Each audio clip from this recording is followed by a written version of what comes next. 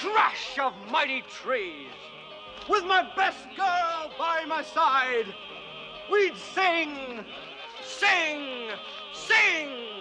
I'm a lumberjack and I'm okay. I sleep all night and I work all day. He's a lumberjack and he's okay. He sleeps all night and he works all day. I cut down trees, I eat my lunch, I go to the lavatory.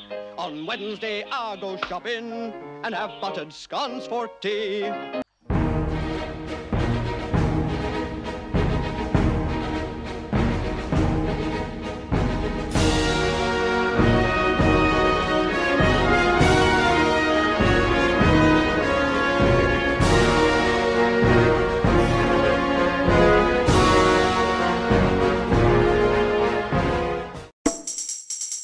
Greetings everyone, and welcome to a new episode of Zelda Unknown. Last time I gave you the decision on what province I should cover next, and you responded in overwhelming numbers. In the end, a significantly clear majority desired for an in-depth dissection of the Forest province. For all of you who voted for the Bay Sea province, I can assure you that this area will once again be an option in the vote at the end of this episode beside another alternative. Let's get over to the Forest province, an icon in the Zelda series recognized by confusing mazes, gorgeous music, one of the best dungeons in the franchise, and Link's place of emergence in Ocarina of Time and Twilight Princess. This region has it all, and Zelda Wii U seems to be no different, since several clues point at this province making a return in a grander and more extensive fashion than we have ever witnessed before. The most convincing evidence was shown at the Game Awards through the gamepad map, where a dense forest seems to be located in the southwestern corner of the map. Furthermore, it appears that this will be the most extensive province in the overworld. This resembles the location of Lost Woods from the original Legend of Zelda and Sacred Grove from Twilight Princess, which in the non-mirrored GameCube version was placed in the southwest below Lake Hylia and Gerudo Desert. Moreover, I believe that we got a brief taste of how this forest will be organized in the 4-minute gameplay presentation last December.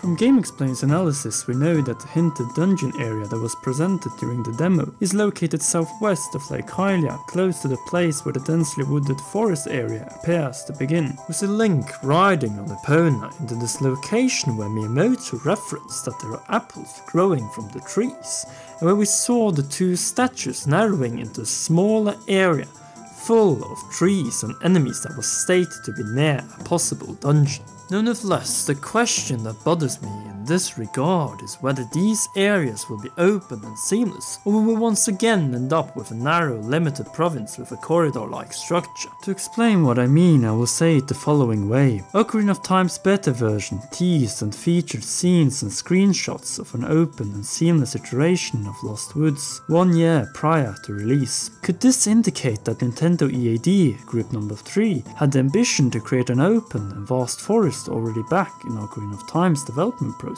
After all, another attempt was conducted 7 years later, with the beta area of 2 forests, a light and dark one in what would become Twilight Princess. From the many screenshots and the short footage from the trailer of this version, we can see that Faron and Ordon woods were supposed to be vast and open locations, full of different variety of enemy encounters such as stalwarts and stalwolves, and be heavily congested with mighty trees. No matter, these beta areas were cut out in the later development stages and did not make it into the final games. Thus, the open and wide forests have to this date remained a matter of what if in the Zelda series. But the promise of a seamless and non-narrow woods has probably been the producer's ambition since the development began on Ocarina of Time in the mid-90s. Still, what were the reasons for those changes in the development process leading up to release? An answer to this question could have been given by series producer Mr. Eiji Aonuma during the E3 reveal through the following quote. The worlds and provinces in prior 3D installments had to be structured into small bounded areas with defined entrances and exits due to hardware limitations. You could not cut out the boundaries and go wherever you would like to explore within that world or province. This seems to be a reasonable explanation as to why the woods in Ocarina of Time, developed for the N64, and Twilight Princess, developed for the GameCube, ended up with maze-structured forests, corridors or passages, and limited bounded areas instead of the open beta forests, giving an unrealistic impression of those areas in the games as a result. Ironically, the only Zelda game that in my opinion has given the impression of a densely wooded area in the background was Majora's Mask through its intro cutscene in Lost Woods. What could this mean for Zelda Wii U's enormous forest area and its ambition to bring the game back to the series' roots? Well, first and foremost that the woods in the game will not serve as a test bunny for an open and seamless forest. It has been done before and it can be done again. Secondly, Zelda Wii U's province are 8 to 10 times bigger than the ones we had in Ocarina of Time and Twilight Princess, with a break from conventions in terms of dungeons and with more non-linear approach and seamlessness as interpretation of Hyrule. And I believe that this area should as well encourage exploration in a greater extent than in prior installments. In my opinion, the forest will fit well as the setting for elaborate side quests and dangerous endeavors that will take your attention away from the main quest, and just let yourself get lost in the indescribable beauty of the woods, full of trees of different variety, secrets, vast landscapes, and impressive light and weather effects. In other words, Zelda Wii U's forest should reflect its real counterparts, where it will be up to you as the player to trust your senses and intuition to find a way out of this unknown domain. On the way you should find lots and lots of content and items that will help you survive in the harsh conditions and contrasting surroundings, whether it is the changing weather, powerful enemies, or local wildlife. The forest province might as well be a perfect spot for crafting different sort of items, using your map actively orienting your way through the area, using your lantern, setting up camps, bonfires, and various instances of interaction with the local races through side quests and minigames. And speaking about races, to this point in the series the three main races living within the woods have been the Kokiri, Hylian and Deku. Each of these has been dominating this area in specific installments, but we have never been witness of these civilizations having any sort of interactivity among each other in the same Zelda game. This mechanic could be an interesting twist for Zelda U to the variety and tension among the races by placing them within the same province. The ageless Kokiri has only appeared twice within the series as the children of the forest under the Great Deku Tree's protection are living in the Kokiri village, the place of the chosen hero's emergence in Ocarina of Time. The Kokiri, as a simple but hard-working, peaceful and proud race, would deeply deserve a return in Zelda Wii U, as it would mark the possibility for a return of the Great Deku Tree, the Guardian Fairies and the Great Fairies.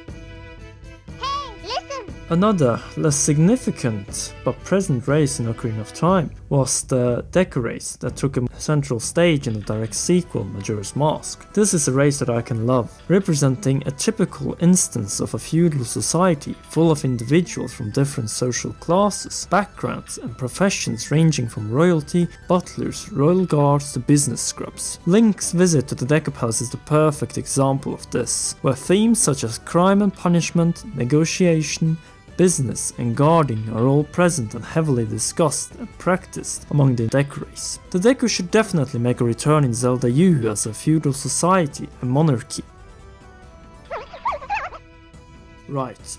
The final race to appear in the forest is the Hylian race, which must have settled in the province and built the Ordon village in the child timeline after the events of Ocarina of Time and Majora's Mask. This is the place of the hero's emergence in Twilight Princess, but to be honest, I see the Hylians as the potential troublemakers in this area, based on the fact that they are the by far most intelligent and expansive race, trademarks that have defined their strength through conquests.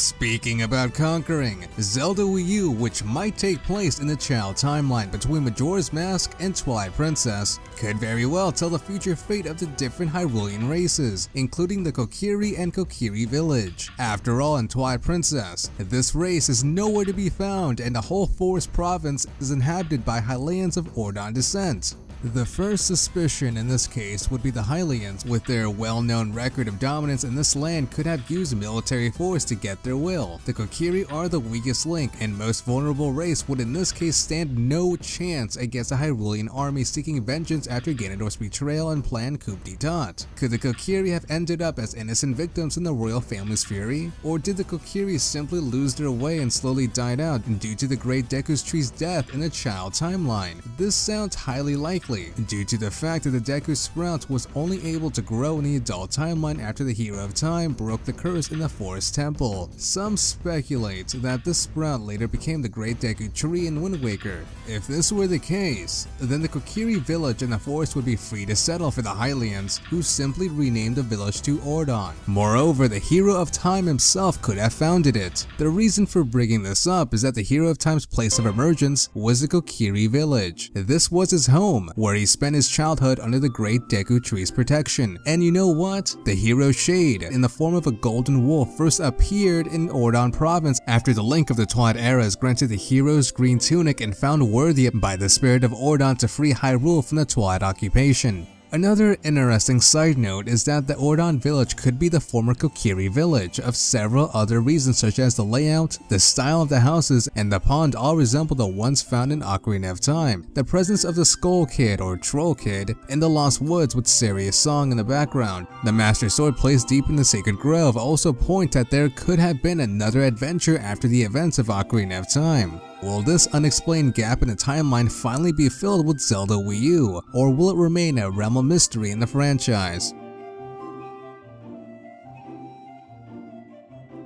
Thank you for helping me out on this one, Macintyre Productions. Going over, the woods in Zelda U should be characterized by its wild and contrasting nature and should therefore not consist of any larger towns. With that said, I believe that there is room for several villages, even palaces in this vast province, and it would be preferable to include more relaxing agricultural civilizations, similar to the Kokiri and Ordon village. At the same time, I would also love to have another larger Deku palace and village present in Zelda Wii U. These points of interest should represent safe havens or strongholds in the wild edge of Hyrule, and the harsh conditions in this area should be reflected in terms of items being more scarce, limited and expensive than in the more central provinces.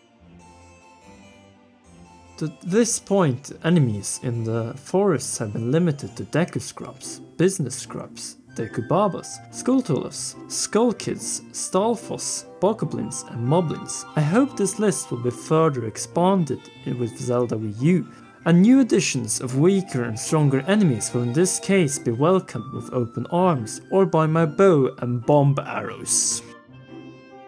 Another thing that has annoyed me in the forest provinces in previous Zelda games is the general lack of wildlife. Zelda Wii U, with its promise in the E3 reveal and the Game Awards, will probably change this by introducing several examples of real-life animals. These could be a variety of insects, birds such as owls, eagles, falcons, turkeys, in addition to the king of the woods, the moose. And other examples would be wolves, a reference to Twilight Princess, boars, raccoons, deers, beavers, hedgehogs, skunks, monkeys, snakes, bears, pumas, lynxes, and of course foxes.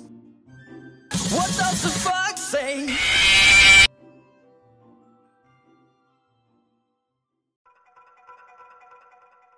The nonlinear structure in Zelda Wii U creates possibilities to implement more sophisticated and complex dungeons. The Forest Province as the mandatory first dungeon in recent console entries is the one with the most to gain from such a break of conventions, an ambition that Mr. Anuma has several times referred to. After 17 years, will we finally see an end to the first dungeon curse, and get another brilliant forest dungeon that will rival the excellence of the Forest Temple from Ocarina of Time? I truly hope so, since it has been a apparent in the Zelda series that the introduction dungeons such as the Skyview Temple in Skyward Sword, and even more the Forest Temple in Twilight Princess, have suffered due to their purpose of serving as a more advanced tutorial. They have simply been dumbed down through the implementation of simplified dungeon design and puzzles, being short and linear and full of hand-holding from the entrance to the boss's lair. The Forest Temple from Ocarina of Time as the first dungeon in the adult section did not have this issue, since the player had already conquered his way through approximately 1/3 of the game. This opened the possibility for Mr. Shigeru Miyamoto and his development team to throw in some new and more challenging puzzles and include some unique and creative mechanics that characterize this particular dungeon. Examples being the twisted corridor, the falling ceiling, the pose in the paintings, the more powerful enemies, and the more intricate boss battle, to name a few implementations that force the player to think and adapt to these new conditions. In other words, with Zelda U's more unorthodox and non-linear structure, series producer Mr. Eiji Aonuma has the benefit to rewrite how the dungeons are built, played through, and what level of challenge they represent. With this, the Forest Dungeon, or dungeons in Zelda U, can be more sophisticated, complex, and represent a well-welcomed challenge for the experienced Zelda player. A tutorial should not be necessary in Zelda U and be more of an option implemented through a similar fashion as the Sheikah Stones were in Ocarina of Time 3D and Majora's Mask 3D.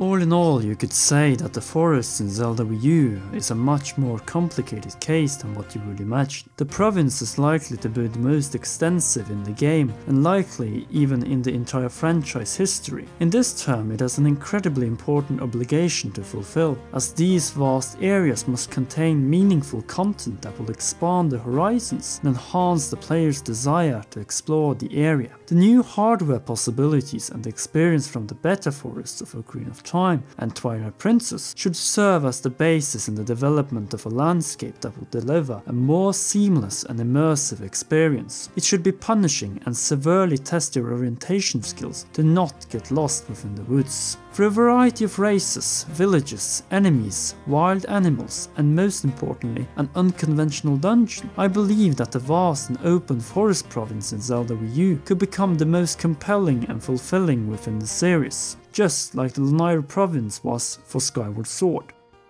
That was a lot to comprehend at once, and I do not hide that this was a lengthy episode that has truly taken a toll on me. I hope that you enjoyed it and want to like, share, comment, and most importantly subscribe, since I truly want to bring this series out to the greater Zelda community. Before I sign out, as promised, I will give you the following decision as to what province should be out next in Zelda Unknown. Do you want me to take on the eastern coastline, Bay Sea, or Death Mountain? Write down your answer in the comment section below before Thursday, March 12th. The next episode of Zelda Unknown will be uploaded on Thursday, March 26th. Until then, this was the Commonwealth Realm, and I will see you guys in the next one. Hey guys, I hope you enjoyed this video. If you like this, you should check out the Zelda 2-part fusion video we did last time. And we are working relentlessly on this new Zelda theory video with Vortex Gaming. The video should be up relatively soon and it's going to be massive.